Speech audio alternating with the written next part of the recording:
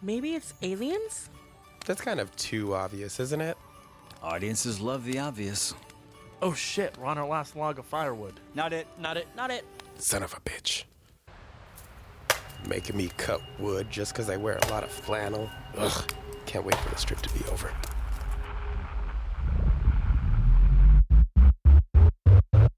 Nope, don't like that.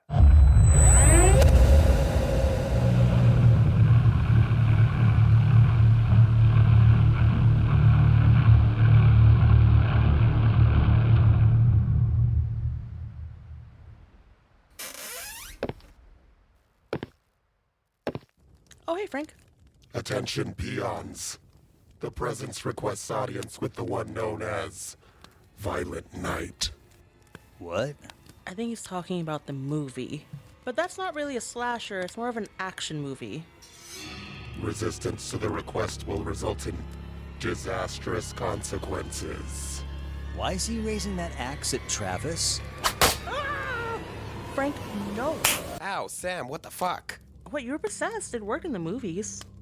Travis, are you okay?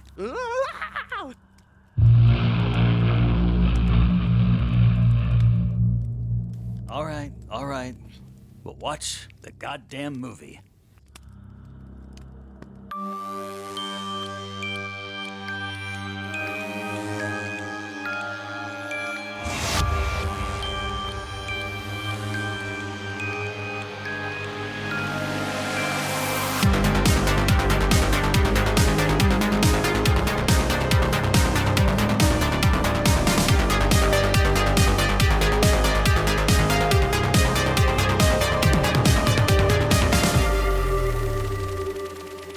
Welcome to another episode of Strangers in the Alps, a slasher podcast. I'm Dan. I'm Travis. I'm Sam. And I'm Frank. So this week we watched Violent Night, and the logline on the VHS says, an elite team of mercenaries breaks into a family compound on Christmas Eve, taking everyone hostage inside. However, they aren't prepared for a surprise combatant. Santa Claus is on the grounds, and he's about to show why this Nick is no saint. I think it's really cool that the VHS came out. Instant VHS. The VHS has come out while the movie's in production. Apparently. It happens. All right. So we just watched Violent Night, and I have a lot to say about the movie, but I will leave that for later. Dan, what did you think? I'm kicking it off. Yeah. We're getting this night started. Okay. Okay, I would like 2 minutes of uninterruption. Or it's going to get violent. Okay. I had a ho-ho lot of fun.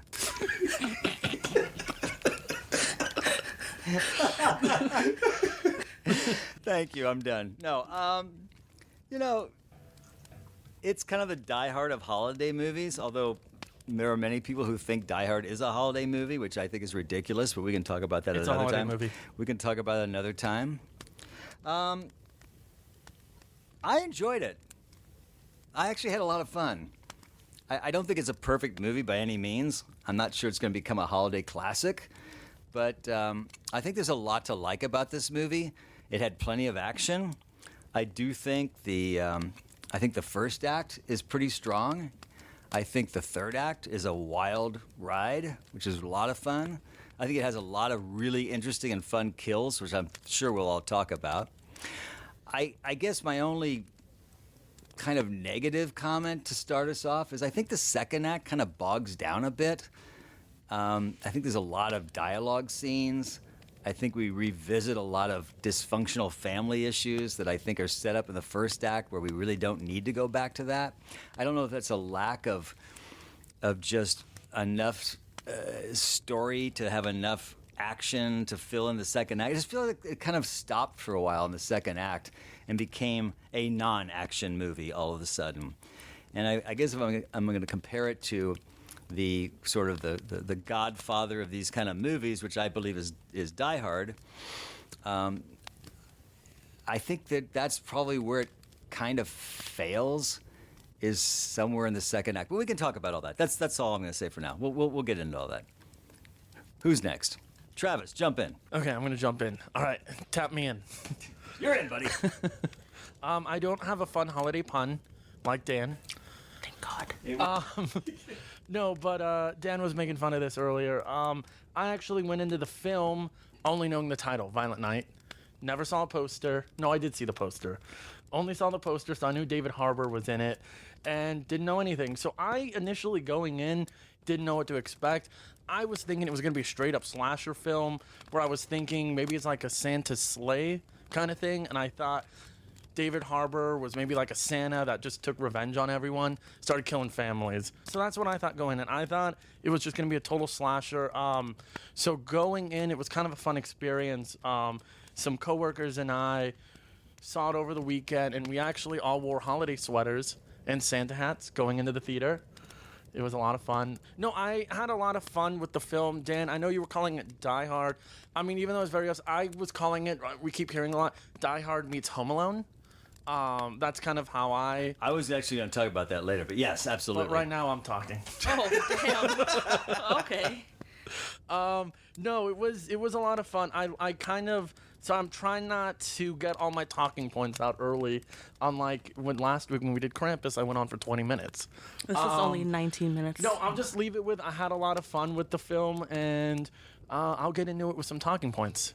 Yeah, unlike Travis, I'd seen the trailers and the posters, and I actually was really excited to watch it because I don't think I've ever seen such a concept before. So in general, I was excited, and I knew it was going to be a lot of fun, which then, while watching it, I just caught myself just laughing and kind of like, oh crap, that's happening. And I just caught myself having a lot of fun. I have my notes, but I will save it for later. I really enjoyed it. I thought it was just what I was looking for. I guess we could go over this as we go into the movie, but it kind of gave me what I was sort of hoping for from Krampus. I know they're not the same film. They're not even the same type of film, but there's this underlying earnestness to it and to the holiday, while also trying to be a little subversive with it, that I thought it did in a more accessible way for me than Krampus did. I didn't have much of a problem buying into the earnestness of the kid, the whole, holiday spirit being brought down by a dysfunctional family. It worked better for me here. I would agree that they kind of go into it a little too much at one point, and it drags down to the rest of the film, it drags down other aspects of the film that I wanted in the moment. But overall, I think it was really, really cool. Like you guys said, it was the Die Hard of holiday movies, which is a lot of fun. I mean, they even do a little reference to that in the movie. But yeah, overall, loved it. Dan? No, I guess I want to just take a little deeper dive into the dysfunctional family thing. I thought it was set up really well. I just felt like as we got into it, it didn't really go anywhere. They were just kind of repeating their dysfunction. I didn't really see it get any deeper. I didn't get any new ideas. It didn't take any real turns. Anyway, unless somebody disagrees, I didn't see any real turns. I didn't have a lot of problems with the dysfunction of the family. Actually, the character that I had an issue with was the son. Because in the beginning, he's with his daughter and his, I guess, ex-wife, or they're separated. So, they want to get back together. Well, the husband does. And then just throughout the film, I think he just started being used more of an exposition device. Whereas it was, getting into spoilers, whereas the son was used because they were like, okay, where's the money? Oh, the son knows what the money is. Oh, the son wrote the grandma or his mom a letter. We don't know what's in the letter. And then I don't know, it just felt really out of character, even though I don't think he had much of a character, when you kind of found out that he stole the money and he kind of hid it away. I knew he wanted to get away from his family, but that kind of just bothered me that he stole the money. I thought it was just, I think he was just a plot device, the character. He had no character. I agree. I think the fact that, and I also felt that the fact that he stole the money and yet somehow was completely forgiven for his actions by his wife at the end and didn't do anything to redeem himself at all. Yeah, so the sister and the brother-in-law were kind of like amp up the badass grandma, which I feel like kind of overshadowed the negativity of the son stealing the money. Because again, I didn't really I didn't feel like it was a bad thing that he stole the money because I felt like the sister Because and the the family- brother-in-law were worse. Well, yeah, Right. and then they even kind That's of true. Beverly D'Angelo's character kind of says too. She's like, "Oh, I'm not mad at you. I actually kind of respect you that you were bold to take the money because my grandpa, he always said a woman can never run the company. So she's kind of been cutthroat the whole time. So I understand that with her understanding, but I agree with his wife because she gets super upset. I can't believe it. You said you're a changed man. You don't. You know, But you I said believe you- that. I bought that. Yeah, I bought that, and then I just at the end suddenly it's like we're back together. Because to me, the Beverly D'Angelo, and we'll talk about her in just a second, the Beverly D'Angelo line just felt very like written in to sort of make it feel like it was okay that he did that. Look, I mean, this movie probably doesn't deserve a lot of dissection of plot points because I think overall it did deliver. I mean, we should be talking about the kills. I was just going to say, I would also like to spend some time talking about Santa Claus because I actually found that to be very entertaining. I thought that was the strongest point of the movie. His character, the way he was drawn, that whole opening scene in the bar leading into him ending up at the compound. I really, really liked the whole Santa Claus characterization. Yeah, Really thought that I was thought great. the Santa Claus was great because, like you said, it kind of lived up to what it was building up the character, like its premise, because that's what I really liked was I liked throughout the whole film, starting from the beginning, I thought was hilarious when Santa vomits on the Absolutely. on the bartender. I thought it was funny. And from there, what I liked is throughout the whole film with Santa, the movie doesn't forget halfway through that he's Santa Claus and he doesn't turn into like John McClane. What I liked was throughout the whole film, he's using his Santa tools throughout the whole film. Because we have the Santa bag, which I thought was cool. We have him going to the chimneys. So I really like that the whole entire film, he was Santa Claus. They didn't abandon that halfway through. But they also do the backstory. They give you the backstory history that he was a bad dude. with the like Nordic- he was a bad dude who then, I guess, in sort of, hang on, Frank, jump in, keep buddy. going. I was just gonna say this movie hit my clitoris so good. Stop. Okay, wait. Put a pin on that really quick. I was going to say something very wholesome. So let me just say that first before you continue that. For sure. What I loved, though, was the whole underlying thing of, like, Santa... Adults didn't believe that Santa was real. Like, oh, Santa's not real. So I really liked how it kind of kept reminding you that adults don't believe in Santa. And it's just this little girl that wants to keep that presence going, but everybody's like, it's not real, it's not real. So I really like that part. Continue with your... Sure, I agree. I think that was the worst thing they did in this. No, really? All the adults are very they're fucking assholes. Every single one. We become assholes at some point. My experience was different because of the scene that you guys don't like with the with the girl is my experience in the theater. Well, my experience theater on VHS tape of me in a theater watching it was we were all there, Travis. It was a VHS tape of people in a theater watching it. But mine was that, so it has that line where she's like talking with Santa on the walkie-talkie. Some guy a couple rows behind us he was laughing at the line before. So he was like, ha, ha, ha. And then he chokes on his popcorn. So in the movie, we hear, ha, ha, and he goes, and then I just started laughing, and I felt bad because I was laughing when this girl was talking, and then the whole row sees me laughing, and the whole row in the theater starts laughing at this guy choking on his popcorn. I need you to isolate that, and we can use it for so many things. But going back to the whole Clitoris. character, yes, going back to the whole clitoris situation. As I've said before, I'm a big lore nerd, so this teased me so good. Like, it doesn't tell you everything you need to know about Santa, but it tells you just enough. It gives you just enough of a peek into his backstory. His name was Nickmund, and he was some kind of Viking badass with a hammer called Skull Crusher. So fucking cool. And even just down to the details of his various Santa accessories, the way his suit looks like Santa's suit, but if you notice, it's like this really beautiful red leather. You know, it all looks great. It gives the impression of verisimilitude. You know, it gives an impression of being real. Yes. Even though it's obviously not real, and I fucking love that about it. Can I also mention really quick the tattoos? Oh, Those rocked, man. No, see, with me, I'm looking at Frank though, because he and I so good. so good. no, see, with The the man bun? So good. with the tattoos. Can you stop I'm interrupting? not going to interrupt.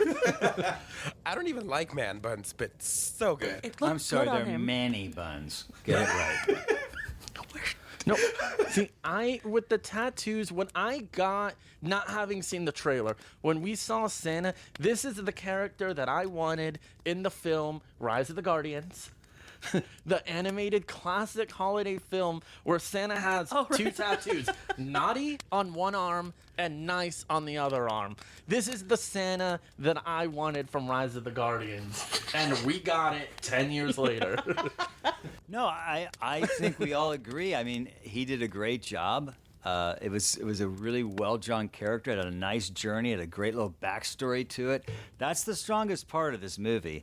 On the flip side, I think one of the weakest parts of the movie, outside of the really cartoony sister and you know whatever that guy The was, brother was that was the brother-in-law. You know, the husband. That was just. I really though felt that John Leguizamo and all his henchmen were really, really uninteresting. I mean, for this kind of movie, I found them really uninteresting. And I guess I'm going to go back to like Die Hard, where that's the classic. That's probably the greatest collection of bad guys. This was the opposite for me. I agree with you because they were very, very cheesy and it was corny and I didn't find them scary at all or threatening. I was more kind of like rolling my eyes at all of the one-liners they would have and all the actions they would do. So I agree with you there. It didn't work. Yeah, that was the weakest part of the movie for me. For me, the only part that did work with the henchmen that I liked was throughout the film, every henchman would tell John Leguizamo, maybe Santa's real. Or maybe that is the real Santa. I thought those jokes were funny, but I agree. I thought every other character other than John Leguizamo, but I think John Leguizamo is just a great actor himself. I think every henchman in the film I didn't find interesting. You thought he did a good job in the movie? I did. I feel And like I do not think he's a good actor. So Well- I don't know where you're getting that from. He was perfect in Spawn. you are drawing up all of these like really Bad movies. We gotta do Spawn, by the way, now that you mentioned it. no. I don't have anything against him, but to say that he's a good actor and to say he was good in this movie, this was a really boring, really underwhelming bad guy. Major, in my opinion. I found him non-threatening. I wasn't worried for a second. I understand where he's coming from because I'm going to draw from another movie, more recent, Suicide Squad, with Jared Leto. It was more of like an overacting. He could do a great job. I think he's a good actor. I don't think I praised him as much as Travis, but I can see where you're coming from. I just feel like he kind of overacted a little bit. If he pulled back and just no corny lines, which it's not his fault. I'm going to say it's not totally his fault, but what he brought to it as an actor is equally bad as what the writers brought to it in writing. I think I'm just seeing John Leguizamo, and I see him from his other films. Don't know why, but I don't know. Like, I agree. I think if any other actor maybe would have played him, I agree. I think it might have not been interesting. Like Alan Rickman? Well, he already did Die Hard. I'm just saying. So, like a good yeah, actor. Frank, like a really good Frank, actor. what did you think of Johnny Cage in this movie? What? Honestly, I have to agree with both sides in a way. I do think John Leguizamo is a good actor. I don't think he was good in this. I don't think he was bad. I just think he was decent. When he first shows up and he's walking up to the security booth, I'm like, oh, cool. All right. John Leguizamo's here. He's going to give us something good to like keep things going. Because obviously Santa's not popping up in every scene. They're setting him up to show up. And he doesn't really like nail... He doesn't nail that. Well, it's his introduction. He doesn't. Yeah.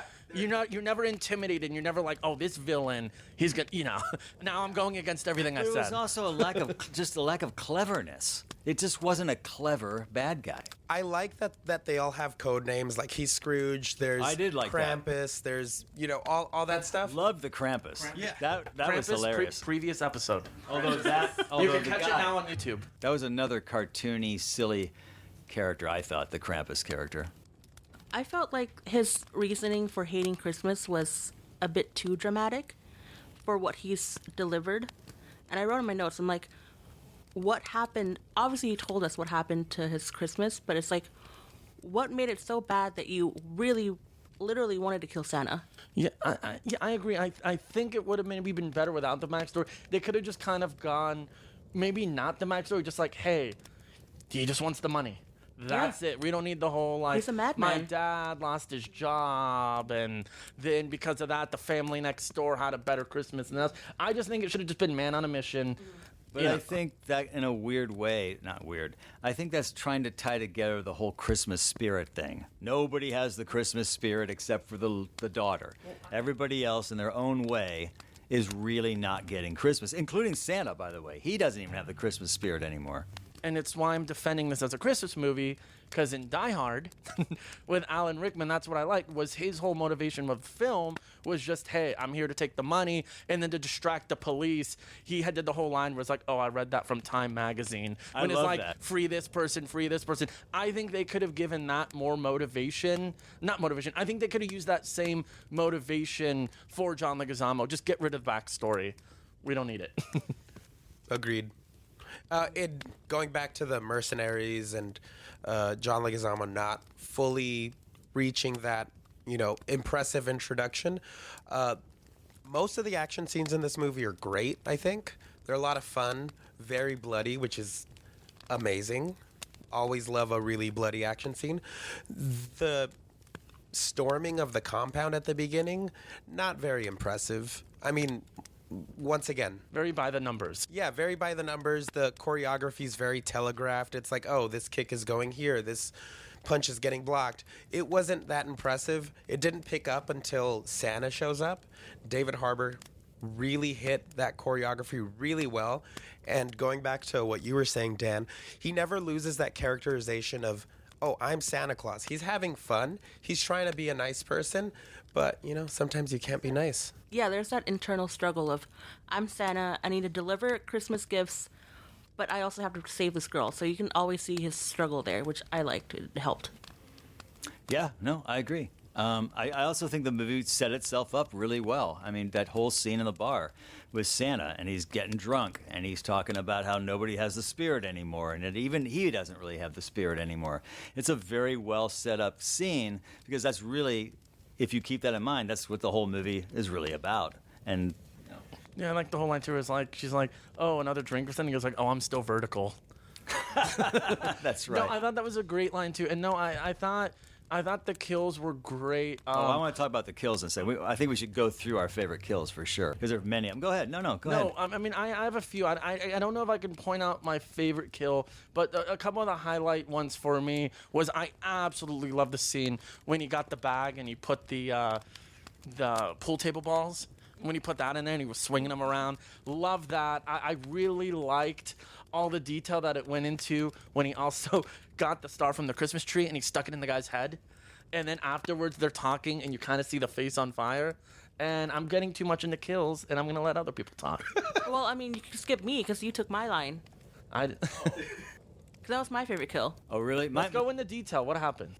You also just did that. No, I'm kidding. I like that he used, and you've mentioned before, his use of Christmas items. So when he stuck the ornament in, I'm like, oh my God, where's this going to go? And in my mind, I'm like, I hope it lights up. I just hope he does something with it. And then he sticks the outlet in, and it sparks, and it's just wonderful. And then it caught on fire, and the scene kept going. Rather than just cutting it there, he's laying on top of the body and just like trying to put it out. That was my all-time favorite kill. That was great. I loved taking the peppermint stick and turning it into a knife. Oh, I mean, that was fabulous. And I guess for me, John Leguizamo's death was brilliant. Dragging him up the chimney, that was freaking brilliant. I loved that. I mean, I think I audibly started cheering when that happened. That was such a Because he cool. hates Leguizamo. No, I just want to be clear. I like John Leguizamo, and if you're out there and ever want to work with me, I would be happy to be in a movie with you. But I love your death You can though. see some of Dan Davis' videos on our YouTube page as Roger Garland. That's right. He's very zany. I think John Leguizamo and Roger Garland, I think they'll be great together doing a film, maybe a couple shorts. Let's do it. In the words of Roger Garland. No, but to go back to the chimney, I kept thinking the chimney was just gonna fall on John Leguizamo and crush him, and I thought They kind of set you up for that because they kept showing you the chimney. I thought the same thing. Like they're going to keep banging it and it would fall over. I might be demented because I really, for a split second, I really wished that they would fold him in half as they were going up the chimney. So when it happened, I was like, I'm screwed up. and that's what I like, and that goes back to too, like I said, fully committing with Santa the whole time. Got one more comment for that, but let's let Frank go. Yeah. Hey, Frank, what was your favorite death? Oh, my Hey, favorite Frank, death. what was your favorite death? Mine has to also be the chimney. It was so good. Whimsical, but bloody.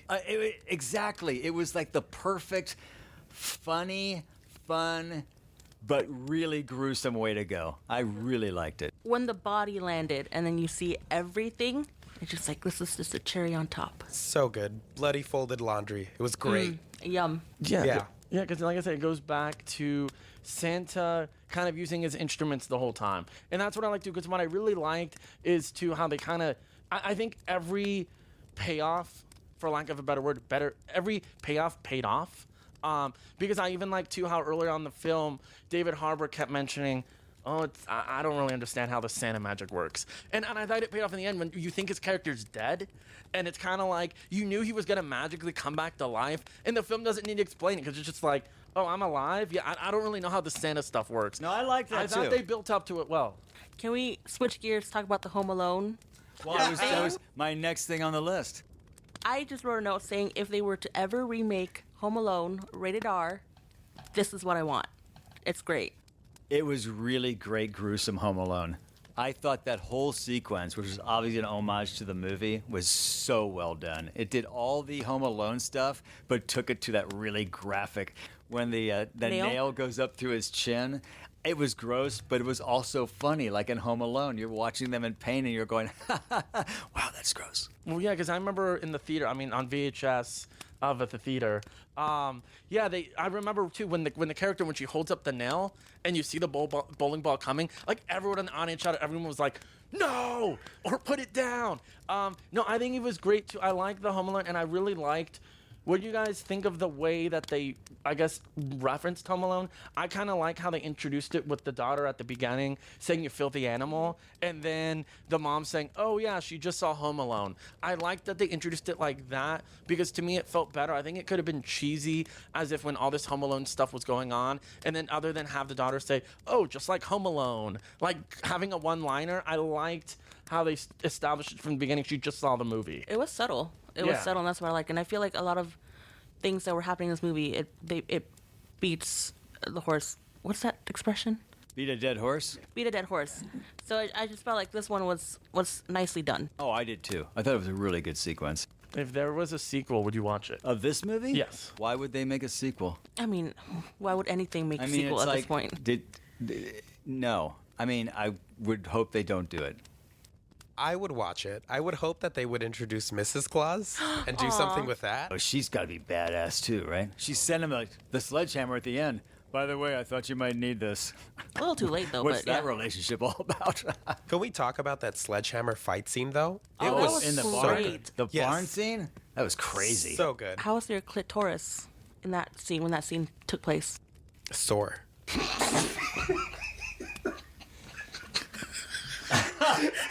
Keep in mind, Sam's parents listen to this. Oh, as long as I'm not saying. If they don't know anything about my clitoris, I think we're fine.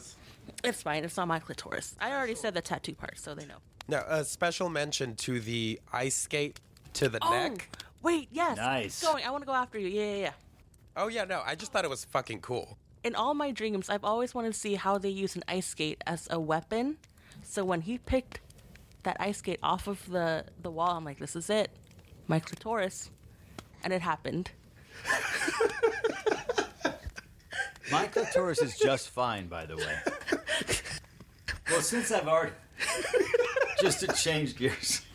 Since I've already trashed John Leguizamo, I have to say, I watched that entire movie wondering who the hell that mom was.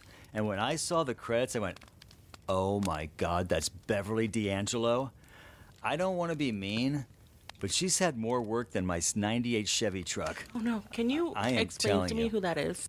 Well, she's actually an excellent actress. Christmas Vacation. She was in the Vacation movies, Christmas Vacation. Oh, which really? I understand we might be doing sometime. I think that's coming soon, Christmas Vacation. She was in Hair. She was in. She did a lot of movies. A very good actress. Beautiful, and wow. Recently in Entourage. Well, not recently. She was in the later seasons. She was in Entourage. You're right. Really, I'm gonna forget this. I'm sorry. Okay, go ahead. Dan, how did you feel she did in this movie? Then, did you like what she did? Again, I thought all those characters outside of the husband and wife were very cartoony, very over the top. Especially the ex or the estranged wife of the dad. They just didn't. I mean, I know they weren't supposed to fit in, but at some point you're a part of this family. You can't be that different from everybody else in your family. Yeah, and sorry, I'm going to go back a little bit. I agree. I don't want a Violent Night 2. I feel like this is kind of one and done. But with that said, actually David Harbour has come out and said he has his idea for Violent Night 2. Oh, God. He wants to do a cinematic universe. No. He wants Pedro Pascal to play the Easter Bunny. Oh. And he wants Oscar Isaac to play the Tooth Fairy. Yes. In a film. I don't want a Violent Night 2, but I'm just getting into it with this. If we get a Violent Night 2, I already have the perfect title. Violent Night, Holy Fight. That is my title for the sequel. You know what? A title like that will write itself. Join us next week. In a restaurant near the Beverly Center, they'll write it in one night. Oh wait, that's Chopping Mall. Oh, That was the norm. Speaking of which, let me just flip back to Chopping Mall for a second. Chopping Mall had no chopping. Violent Night is actually appropriately titled. Would you agree? I agree. And Chopping Mall is not appropriately titled. It takes place at night. It is violent. Right. And Chopping Mall has no chopping. But shopping does cost you an arm and a leg. I'm not No letting that arms movie or go, man. legs were- The fact that you called that a great movie, I'm going to keep going back to it always. Here's my, not closing thoughts, because I'm sure we all want to go around and talk, but here's my sort of general feeling about the movie. I think it needed more cat and mouse and less dysfunction. I think that the cat and mouse aspect of it, if you know what I mean, the whole Santa versus bad guys and figuring out where he is, and I think that could have been explored more and less living room scenes of dysfunction. Would you say those are your final thoughts? I mean, that's good. I'm good with that. What would you give it out of 5? 4 hoes. Out of 5 hoes, I'm gonna give it 3.5 ho. How about you, Frank? Where are you at?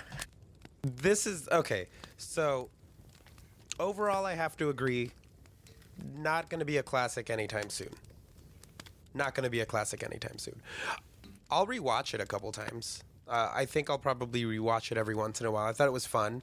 It was Die Hard Santa meets John Wick a little bit. Had some really cool fight scenes. Santa hid a little too much in that like first to second act transition. It's fine.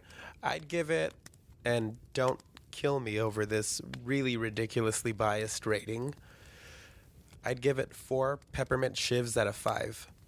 That's 4 out good. of 5, and I was 3.5 ho. Yeah. I have a question before I give my final thought. What would your code names be? Chef Boyardee. It has to be Christmas related, dummy. It is for him. They always had that for Christmas dinner. Dan, Oh, I told no. you not to tell anyone about that. Back in the trailer. No, I will. My code name would be Ralphie. Okay. Mine would be Rudolph.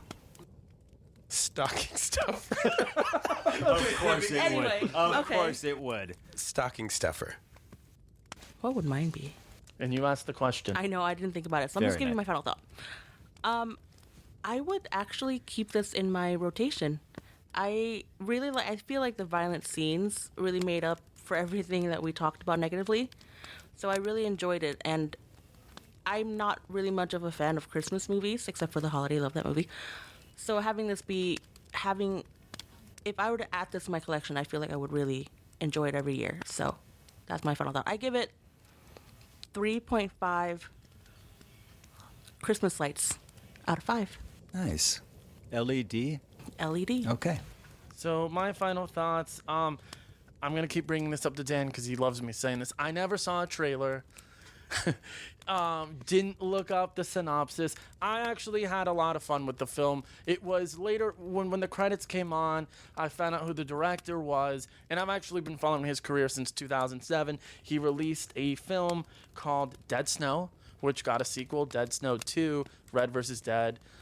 Very fun movies. Dead Snow is essentially Evil Dead in the snow, where they unfreeze some Nazi zombies. Had a lot of fun with that one. This was kind of similar in the sense where it was a fun movie. It's definitely going to stay in my rotation. I also said that with Krampus. And here I am. I watched it last week for the first time in 7 years. I had a lot of fun with it. Yeah, I think it's gonna stay in my rotation. Out of 5, I would give it Five what? I'm getting there. You know me, I take forever to get to the point. I will give it. Really? I will give it. Let's see. I will give it. Oh my God. 4 out of 5. Burning bags of money. Yes, for all you listening at home, I did a dance that Sam was laughing on. No, it's a lot of fun. I'm definitely gonna get. I hope they release a steelbook, maybe embossed with it. I'm gonna buy it day one. I had a lot of fun. Actually, I'm gonna change it. Not 4 out of 5 burning bags of money. 4 out of 5 Die Hard Blu-rays that were found in Santa's bag. Oh, that was hilarious. I love that callback. Wait, what's that? I when- missed that. When he's fighting the guy that he kills with the ornament, Santa pulls out a gift, and it's a Blu-ray copy of Die Hard, and he uses that I really to. missed that. I think I was writing on my I missed that too. notes. Yeah, another thing I don't know if you all missed, I thought was hilarious, was another reference to another holiday movie, was when Santa handed one of the characters a gun, and he says, "Do you know how to use this gizmo?" Gizmo from Gremlins. Another holiday I movie. feel like you're just taking words and just attaching it. But no, like I said, to go back, final thought, great crowd pleaser. I had a lot of fun seeing this in theaters. The audience was super into it, which is why I say I think it's going to be in my holiday rotation, but we'll find out next year. It was a crowd pleaser for sure. I would agree with that. Not a page turner, but a crowd. How was everyone's experience seeing it? You saw it in everyone saw it in. Mine was good. I mean, I saw it again. I always go early in the day. So Senior when discount. Yeah. Stop. Thank you. So when I saw it, it was literally me and about 6 other people. But I had a great time. We had the same experience. It wasn't a big audience with us, but it's fine. Everyone who was in there was into it, which was good. I have a mini story with my experience. So, I work in a movie theater, and I didn't really have time to watch it. I went in earlier to watch before my shift. We had recently changed our projectors from like our normal whatever it is. To laser. Can you I'm sorry, I get excited. to laser? So if and nobody has really worked at a theater before, with the regular projector, there's like a screen where you can just tap tap tap, play the movie, whatever. With this one, no screen, and I completely forgot. Walked in, it's like it's iPads. We control it by iPads. Can't find the iPad. So I wanted to watch it, so I have enough time or whatever. I spent an hour trying to find the goddamn iPad, and then even then, I couldn't connect to the damn Wi-Fi.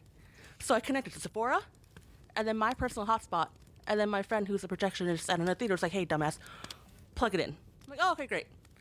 So overall, I enjoyed my experience, but if I were to watch it with a crowd, I feel like it would have been a lot better. Well, thank you, Sephora. And Thank you, Sephora didn't do anything. Sam, thank you. I know we're trying. See, Sam is so dedicated to this podcast that we are trapped in this cabin, and she is still Trekked going to out. work. I She is trekked still out. going to work It as takes we're me- stuck in this cabin. It takes me 8 hours to get out of the cabin. And yet you leave us all in here. And you come back to get trapped with and us. they're like, "Hey, how are you doing?" I'm like, "That's fine. I'm good. Do you want to ride home?" "No." I just think it's fascinating that we all watched a movie on VHS, a format that hasn't existed for 20 years, in a movie that's only in theaters. That's really the magic of this cabin we're in. Santa's magic. Speaking of magic, everyone join us next week. Next week I'm excited. You're excited for this one. This is literally the scariest movie I've ever seen. It's a horror film to top all horror films. All right, Dan, shuffle. Find the VHS. Hang on, hold on just a second. Here it is. Next week, I'm reading the spine. Oh, here's. Let me just read you the log line. After his family is slaughtered outside of a department store in Chicago, Clark Griswold takes on a bloody vengeance to save Christmas. And while he is locked away, he has a vacation. And it's called Christmas Vacation. That's right. Next week. Christmas vacation. And for everyone, vacation. And to remind everyone, Kill. next week, Christmas Vacation. And everyone, I am Travis. I'm Sam. Unfortunately, I'm Frank. And I am Dan. This has been Strangers in the Alps, a slasher podcast. If you like this podcast, please like, subscribe, share to your family, your friends, your enemies, your neighbors, and have a violent night. Violent night.